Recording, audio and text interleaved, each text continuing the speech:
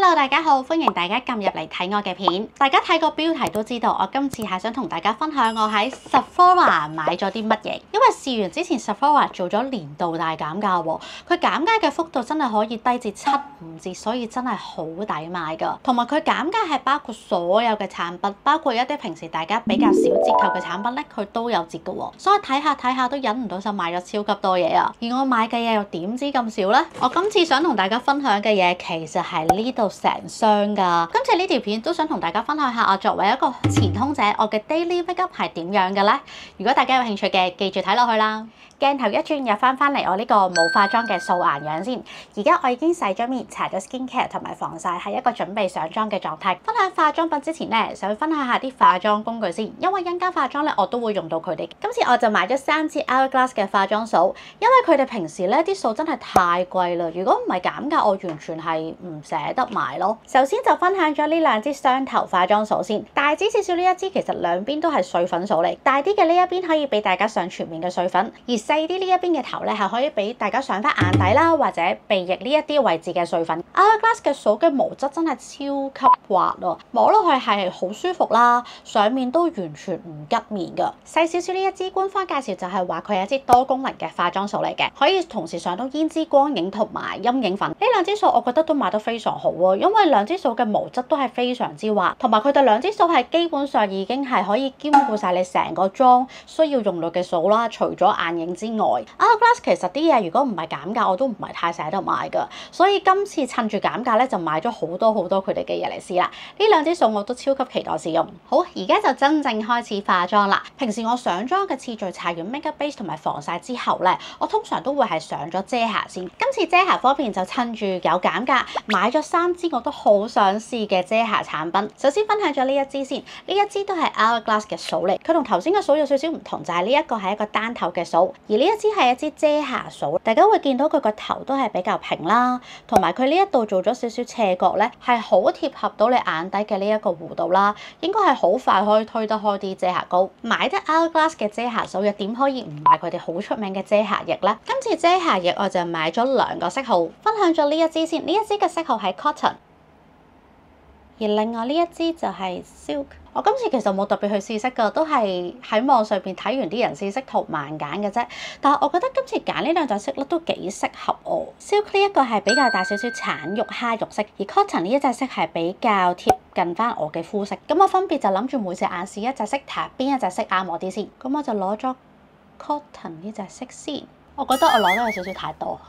另外隻眼就用 Silk 呢個色，佢呢一支遮瑕掃係真係質地好舒服，係完全唔覺得佢吉面，同埋用佢好快就可以掃開啲遮瑕液。啱啱就用咗呢2支 Hourglass 嘅遮瑕液遮咗我個黑眼圈啦。呢一邊我係用咗 Cotton， 而呢一邊我就係用咗 Silk。首先呢2支遮瑕膏嘅質地係超級滑，搽落眼度咧，我暫時都冇覺得佢係顯乾紋啊，或者一笪一笪棘住嘅狀態。而佢嘅遮瑕力方面咧，我覺得都唔錯，薄薄地上咗一層之後咧，佢都遮到我7至8成嘅黑眼圈。我都幾中意佢嘅質地，佢質地真係好滑。因為我今次冇喺 Sephora 買任何嘅粉底，所以我就會用自己嘅 cushion 上咗個底妝先。漏咗呢一支冇同大家分享啊！呢一支係 Givenchy 新出嘅 corrector 嚟。其實我本身想買佢藍色嗰支㗎，藍色係可以令到你成個底妝嘅透明感增加啦，令到你個妝更加乾淨。但可惜我想買嗰陣已經冇貨啦，咁所以今次就買咗綠色先。綠色嘅 corrector 係可以幫你手遮翻你紅印嘅位置啦，令到你泛紅嘅位置冇咁嚴重。其實呢一支 suppose 應該用喺粉底前㗎，但係我頭先唔記得咗用。不過唔緊要，我而家照用少少喺鼻翼同埋面珠燈呢啲有少少泛紅嘅位置先。掃開嚟係咁樣嘅，咁我就用手指點少少喺面珠燈同埋鼻翼呢啲有啲泛紅嘅位置。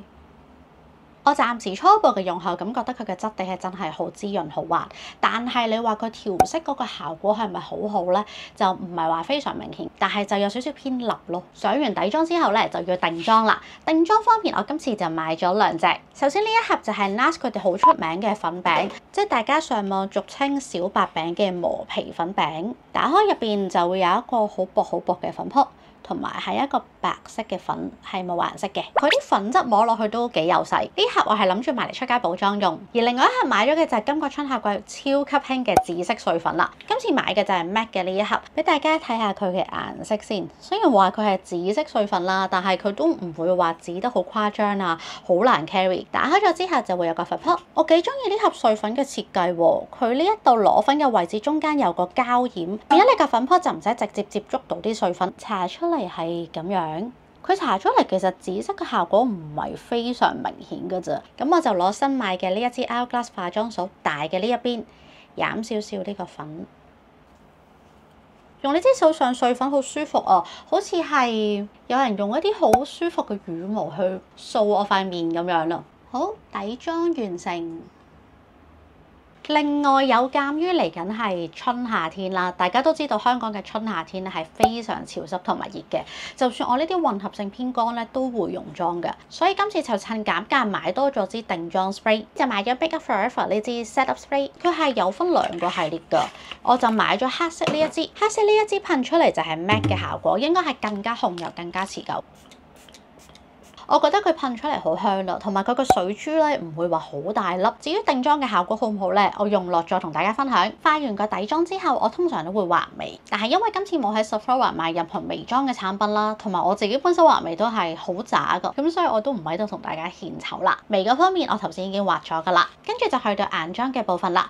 今次就買咗一個 eyeshadow palette， 呢盒除咗係一個眼影嘅 palette 之外，佢仲有一格胭脂同埋一格 highlighter， 所以係一個算係多功能嘅眼影盤啦。而我買呢一盒係我覺得佢嘅顏色超級靚，而眼影方面咧有3粒都係 MAC 色，有2粒就係珠光。咁首先我就攞咗呢個 palette 裏邊嘅呢一隻淺淺地嘅蜜桃色搽喺成個眼窩先，搽出嚟都幾自然，同埋佢個粉質真係超級幼細。之後我就攞支細少少嘅掃染中間呢一個啡啡地橙橙地嘅色，之後搽喺眼尾呢一度掃翻轉頭。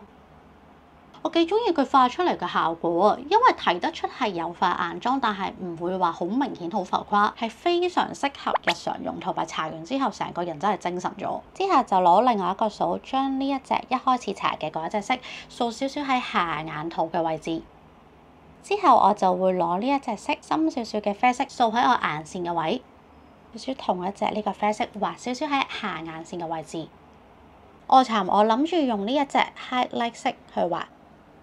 畫完之後都係非常自然，到最後我都想我隻眼有翻少少閃閃地嘅效果，所以我諗住攞呢一個色點喺我眼珠最突出嘅位同埋眼角位，做翻一個 bling bling 眼嘅效果。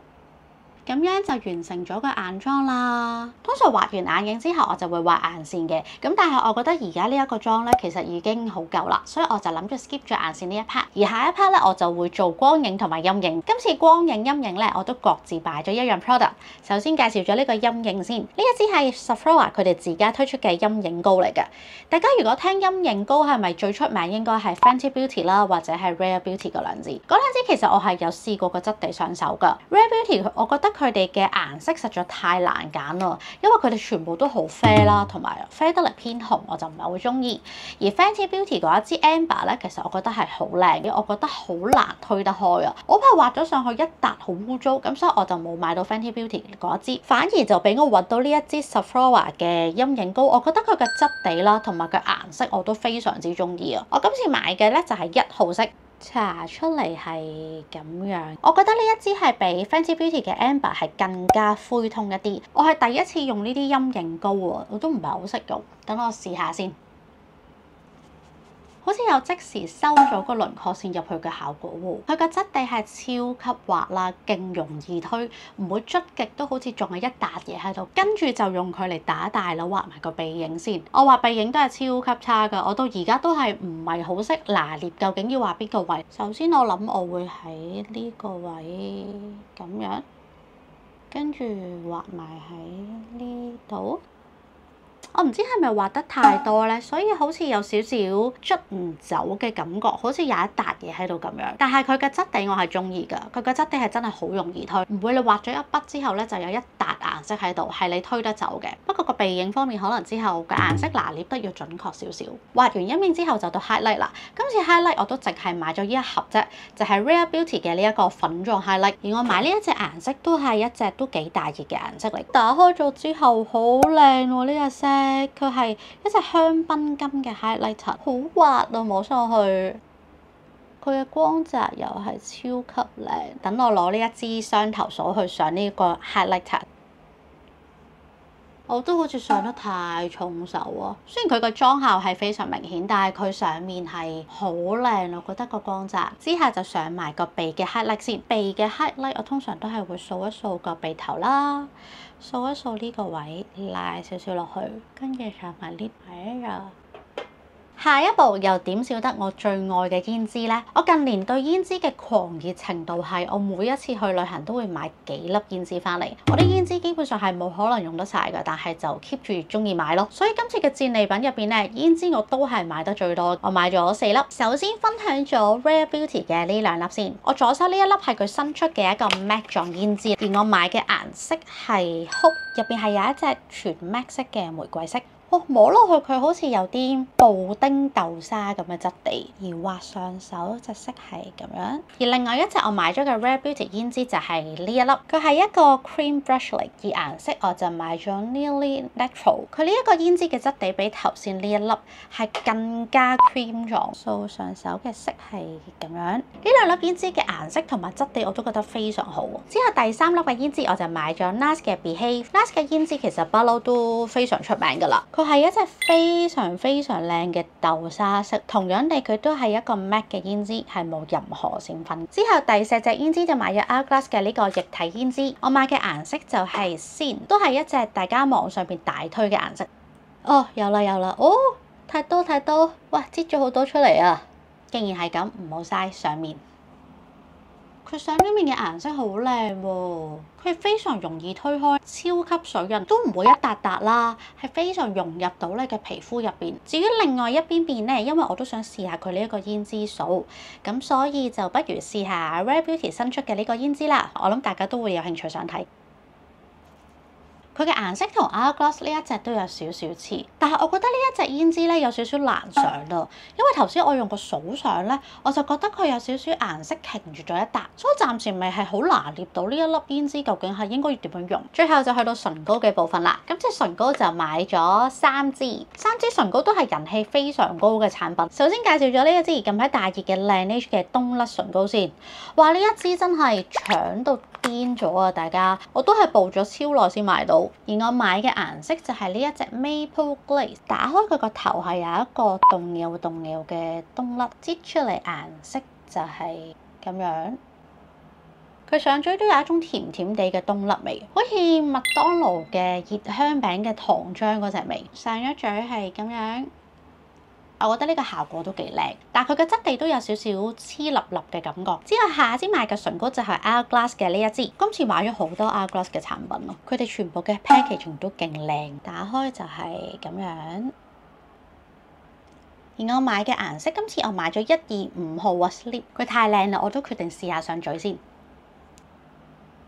超靚喎呢一支，個嘴唇啲唇紋即刻平滑晒，即係顏色好靚。佢拎得嚟又冇頭先呢一支咁黏嘴，好靚啊呢一支。第3支買嘅就有 Sephora 嘅呢一支 Lip Gloss， 呢一支我上網睇話係 Dior 嗰支 Lip Gloss 嘅平替嚟嘅，咁我今次就買咗5號色。我買啲唇膏啲顏色都好似啊！呢一隻我就唔試上嘴俾大家睇啦，因為 Hourglass 呢一支真係太靚啦，我決定要將佢 keep 喺我嘴度。除咗頭先嗰堆化妝品之外咧，我仲喺 Sephora 買咗少少其他嘅嘢。首先就有呢一支 Dry Shampoo， 因為我嘅頭髮喺一年四季都係超級容易出油，咁所以 Dry Shampoo 對我嚟講咧係必須。而佢特別嘅位咧就係話呢一支 Dry Shampoo 係 dark tones 嘅喎，咁唔知係咪噴出嚟係啡啡地色嘅噴霧咧？噴出嚟係肉肉地色，應該唔會好似平時啲 dry shampoo 咁樣噴完之後個頭皮白咗一笪。因為呢一支我都係未試嘅，咁所以咧就試完，如果好用嘅再同大家分享。另外因為今次買咗咁多支化妝掃啦，咁所以都喺 Sephora 裏邊買咗佢哋自家品牌嘅一支洗掃水。呢一支係好方便㗎，噴2至3下喺個 tissue 度，跟住再攞個掃去捽完之後就唔使過水，咁就好似係清潔咗啲掃㗎啦。咁呢一支我係冇試過嘅，都係諗住方便清潔就買埋。不過我諗佢係唔可以取代平時大家洗掃呢一個動作㗎。以上就係我今次喺 Sephora 減價嘅時候買咗嘅所有嘢啦。今次雖然用嘅錢咧係多嘅，咁但係買得好開心啦，因為我好耐冇買過咁大量嘅化妝品啦，咁我就可以一次過將我舊嗰啲過期嗰啲化妝品一次過換咗去。大家今次喺 Sephora 減價有冇買到好多嘢，或者有冇買到一啲好特別好好用嘅嘢想同我分享呢？不妨喺下邊留言話俾我知，等我哋下次 Sephora 減價嘅時候再買過啊嘛。去到最後唔好記得撳個掣 subscribe 呢個 channel，like 呢條片俾個支持我好快又會有新片出㗎啦。我哋下條片再見啦，拜拜。